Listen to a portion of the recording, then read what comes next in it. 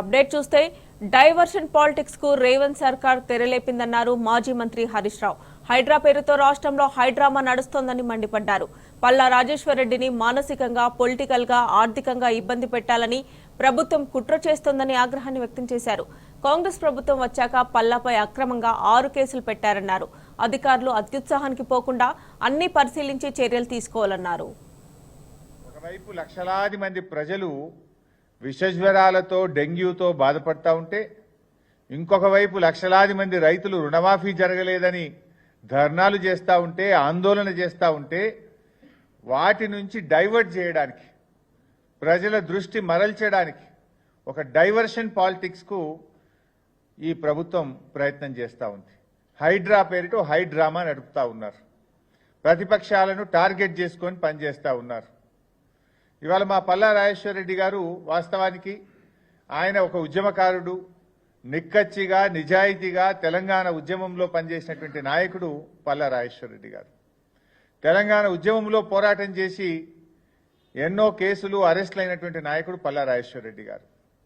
ఆయన ఆనాడు ఉద్యమంలోనైనా, మొన్నటి ప్రభుత్వంలోనైనా, నేడు ప్రతిపక్షంలోనైనా ప్రజల పక్షాన ఒక నిబద్ధత కలిగిన, నిజాయితీ కలిగిన ప్రజాప్రతినిధిగా, ఒక కార్యకర్తగా, ఒక ఉద్యమ నాయకుడిగా పనిచేసినటువంటి నాయకుడు పల్లా రాజేశ్వరరెడ్డి గారు.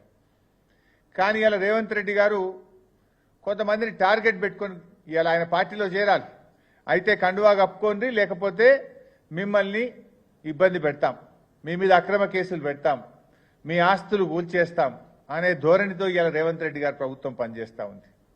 పల్లా రాజేశ్వరరెడ్డి గారిని ఇబ్బంది పెట్టాలని చూస్తున్నావు. కానీ ఆయన నిక్కచ్చిగా, నిజాయితీ కలిగిన, నిబద్ధత కలిగిన నాయకుడు కనుక ఇవాళ ఆయన మీద ఎన్ని కేసులు? పల్లా రాజేశ్వరరెడ్డి గారి మీద ఈ ప్రభుత్వం వచ్చిన తర్వాత ఇప్పటి వరకు 6 కేసులు పెట్టినారు. చివరికి ఆయన భార్య మీద, ఆయన పిల్లల మీద కూడా అక్రమ కేసులు పెట్టినారు. చీమకు కూడా హాని చేయని కుటుంబం, ఆ కుటుంబం అట ఆయన భార్య, ఆయన కొడుకు ఎవరి మీదనో దాడి చేసిందట. దాడి చేస్తే దాని మీద అక్రమ కేసులు. అసలు దాడి చేస్తే మరి ఆధారాలు ఉండాలి కదా.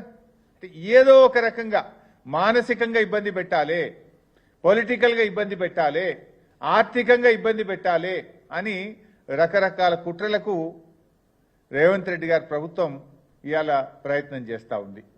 అదేవిధంగా ఈ మధ్య హైడ్రాతో ఓ న్యాయం లేకుండా ఓ నోటీస్ ఇచ్చి నిజానిజాలు తెలుసుకొని తప్పుంటే కొట్టండి, వి సపోర్ట్. అంతెందుకు, పల్లా రాజేశ్వరరెడ్డి గారి కాలేజీలో చెరువు భూమి కానీ, ప్రభుత్వ భూమి కానీ ఒక్క ఇంచున్నా చెప్పండి, రాజేశ్వరరెడ్డి గారు 24 గంటలు కొట్టేస్తారు. కానీ మీరు ఏ రూల్స్ లేవు, ఏ నిబంధనలు లేవు, రాత్రి వచ్చి కొట్టమంటే ఇన్స్టిట్యూషన్స్ కొట్టద్దు కదా. దాని ఎఫెక్ట్ ఎవరి మీద పడితే అక్కడ దాదాపు 1000 మందికి వైద్యం పొందుతూ ఉంటారు, అక్కడ 100 మంది విద్యార్థులు చదువుతూ ఉంటారు. ఆ ఇన్స్టిట్యూట్లను కొట్టి రాజకీయంగా పల్లాను ఎదుర్కోలేక ఆర్థికంగా ఆయన దెబ్బ కొట్టడం ఇది సరి అయినటువంటిది కాదు.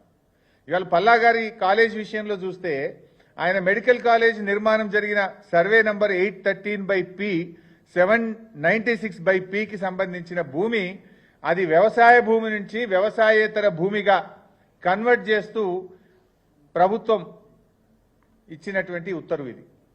ఎప్పుడు 30/4/2018లో అగ్రికల్చర్ నుంచి నాన్ అగ్రికల్చర్కు ఇది కన్వర్షన్ చేసినారు. చేసినప్పుడు అన్ని చూసే చేస్తారు కదా. అందులో శిఖం భూమి ఉన్నా, FTL భూమి ఉంటే చేయరు కదా. When it is converted from agriculture to non agriculture అవన్నీ ఉన్నాయా లేవా చూసుకొనే చేస్తారు. నంబర్ 1.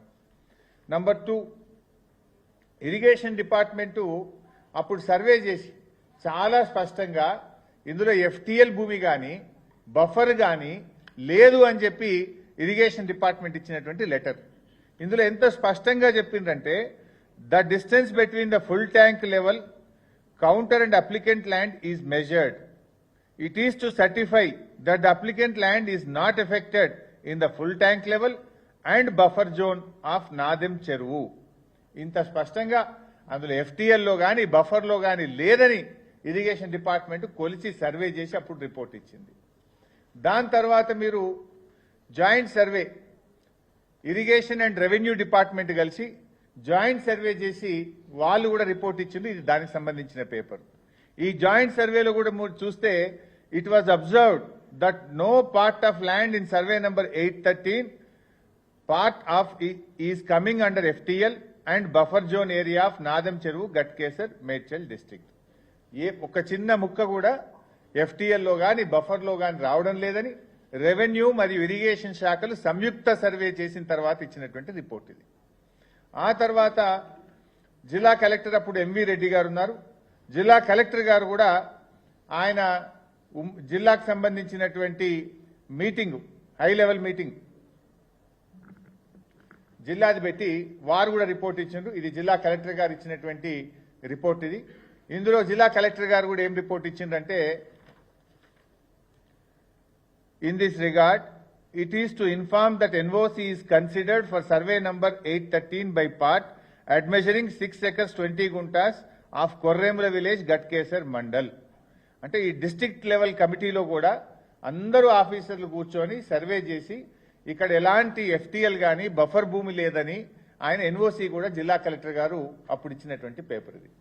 ఆ తర్వాత హెచ్ఎండిఏ కాలేజీ కట్టేటప్పుడు హెచ్ఎండిఏకి వెళ్లి హెచ్ఎండిఏలో కూడా పర్మిషన్ తీసుకున్నారు.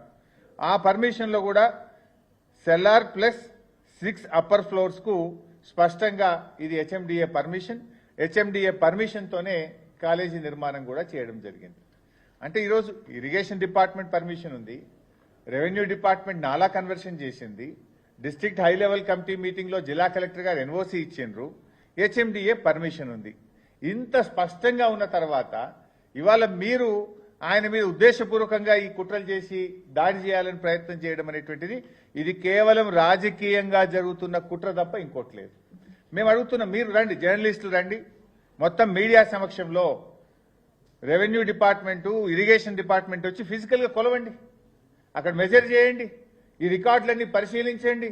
1 ఇంచ్ ఉన్నా పల్లా రాజేశ్వర రెడ్డి గారు తానే కొట్టేయడానికి సిద్ధంగా ఉన్నాడు.